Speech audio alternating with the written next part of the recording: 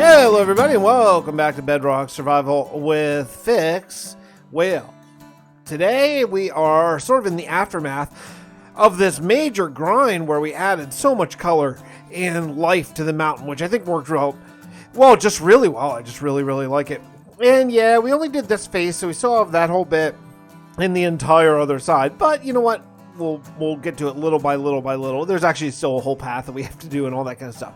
But again, you know, the mountain is a very long-term project, and we're just going to get to it when we can. So yeah, it looks pretty good. I'm pretty happy with it, and I do think the trees add a lot. I think I still would like to add some sort of medium, like very small, like fence trunk oak trees or something.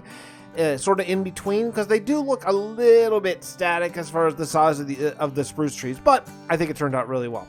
So let's talk about plans. Today is my first official download for Patreon and supporters, YouTube members and Patreons, because it's going to be something that I started that we're probably going to talk a lot more about on episode 151, to be honest. But I'm in the process of reworking my rewards for all the people who support me, which is I'm so grateful for.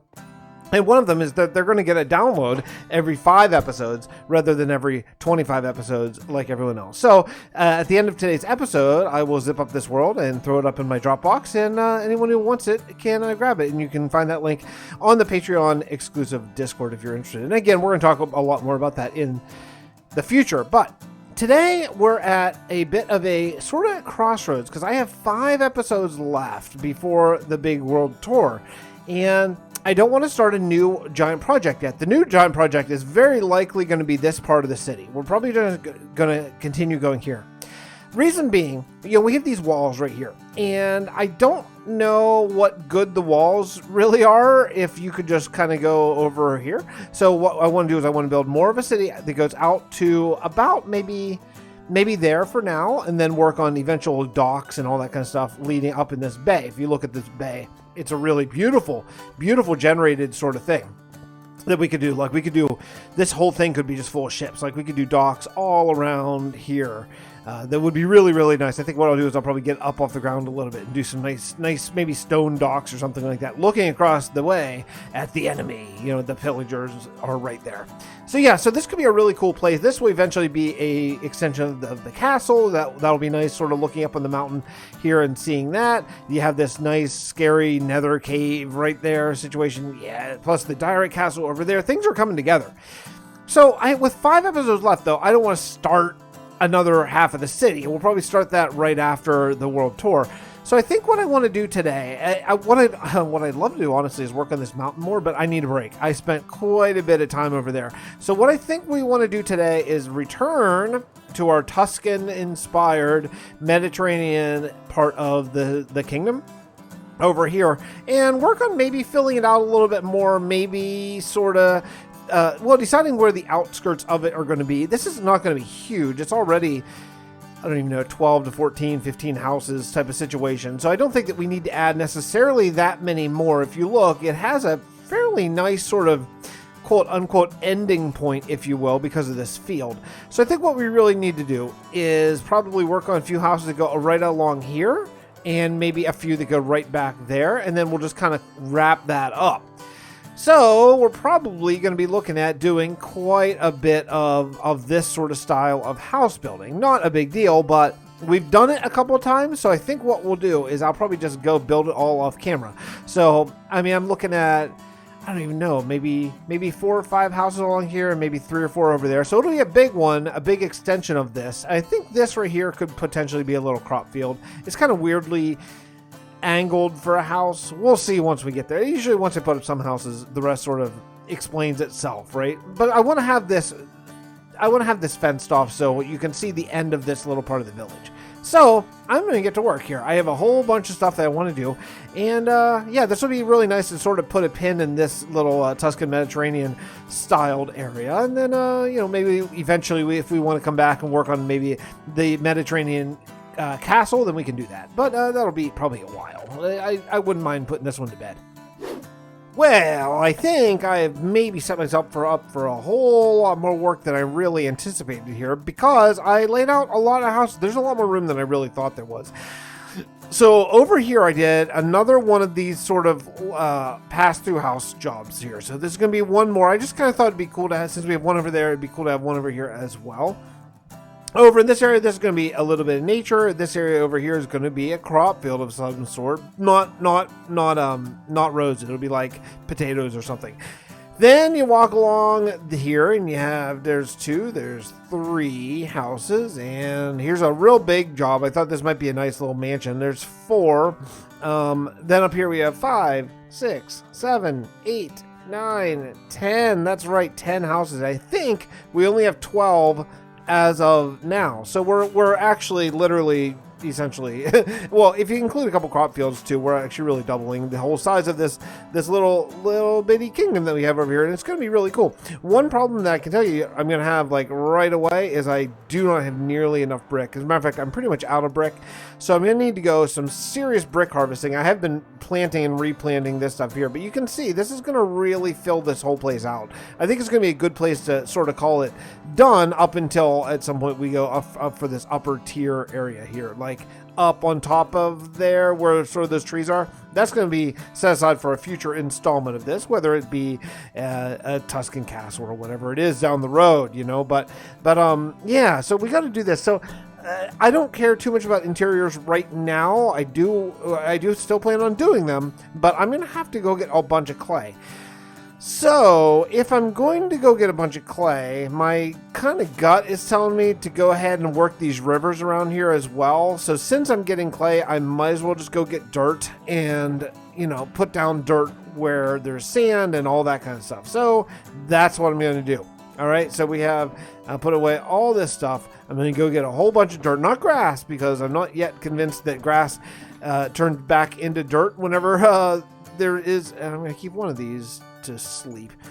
Yeah, anyway, I got a lot of work to do. I have a lot of work to do. So let's get to it and we'll see. I think I'm going to work this river maybe right here because I do want to eventually work all the rivers around here. There, I see some clay right there. It's coming together. It is coming together. It's about 1:30 in the morning now, and I started working on these around 8 p.m. So that is 5.5 hours of watching The Boys Season 2, which I'm really enjoying very much, and building these houses, and I think it's really coming along.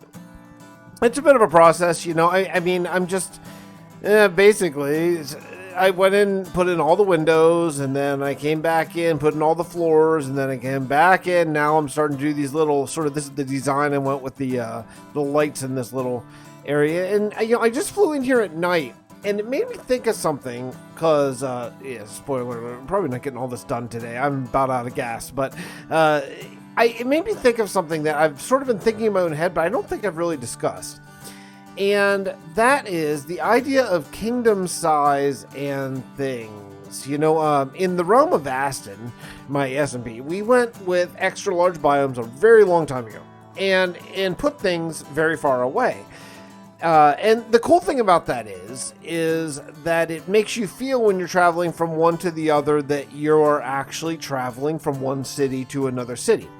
In this world, I've decided to keep everything very, very close. Now, there's a downside of that, is it does sort of break immersion just a little bit. Because whenever you can see a kingdom, now I don't mean necessarily like this castle off in the distance. I think that's totally cool. Nothing wrong there. But I'm more talking about like when you can see this sort of starter village over here and this big sort of Tuscan inspired kingdom over here, I think it does break the immersion just a little bit. Like I kind of, you know, I don't love that you can see them both from each other. So there are ways around that. You know, this mountain is really clutch in that, because when you're here in this area, you cannot see the castle, even though the great thing about Bedrock Render is that you can see it. Like you can see right there it is, boom. Well, I kind of lied, it's just rendering it now. I think I have my render set a little bit lower because I was doing a lot of things on the computer at once, but yeah, I don't know. I don't know exactly what I want to do. I kind of feel like maybe for separating the different styles, I want to put some sort of things in the way, because normally we're not flying. You know, I mean, I fly because it saves time whenever you're building back and forth, but ideally what you would do is you'd be walking, you know? And if we had, say, we had a really dense forest, like right here, like super dense or something, and then you're walking, and then all of a sudden you get to this point and you're just walking because you're a person in this world, right? And all of a sudden you look over there and you're like, oh crap, there's a whole city there. You wouldn't take to the air and take a look at the scale of it. You would just walk. And then whenever you're walking, maybe you see, oh, there's a few houses. And then whenever you walk through and underneath here, this is why vantage points make so much difference. If you walk through here, you're like, oh crap, no, there's actually a lot. And then you still don't know how many there are because you have to go around this turn, right? So you go around the tree and you walk over here. And then as you turn around this house, all of a sudden you're like, oh cool, there's a house. There's a lot of houses. And then you get over here and you think, okay, cool. So I've seen it all now. And then you look over in this area. It's like, wait a second, there's something behind here. And you walk along this little road and you're like, oh crap, there's another whole crop field over here, and then you look over here, and behind here there's another crop field, and then eventually up here you're gonna say, oh cool, there's a whole castle up here that I couldn't see from back there. And I think that is a really cool way of exploring. I don't think that exploring from the air is the way to go. When I used to do a lot more build studies and world tours and things like that, I used to frequently fly. I'd be in like user creative mode for those kind of things. And it's not as good. You're missing out on a lot. Like, you're really missing out on a lot of stuff whenever you do that. So nowadays, if you watch any of those build study episodes I do now, I generally try to stay on the ground for the most part. Sometimes I'll fly up just to see the scale and see how much we're talking about.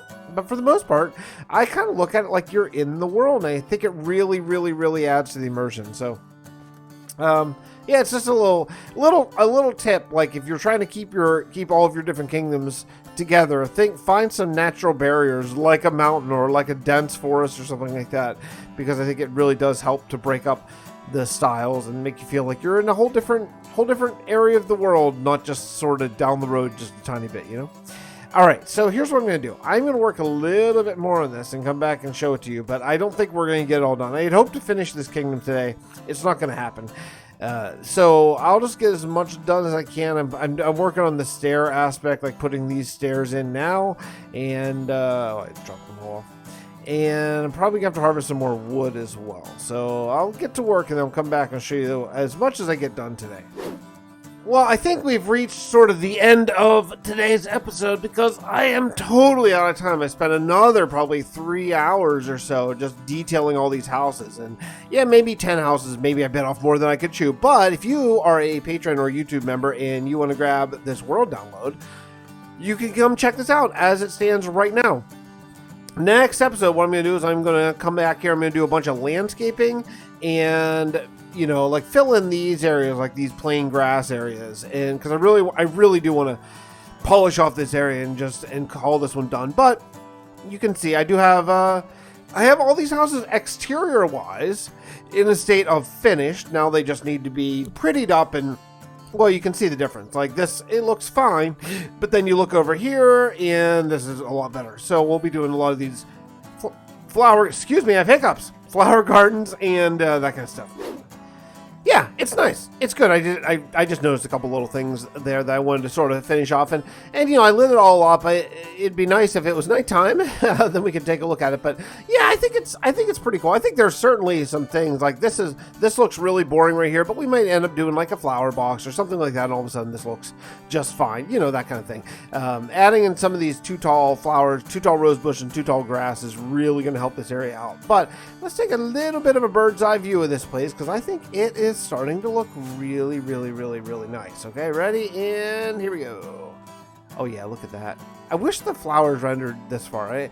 I hate to complain about things, but actually, you know what? Maybe that's my simulation. Let me check this. I wonder if maybe that's my like simulation distance in this thing. If I up that, maybe?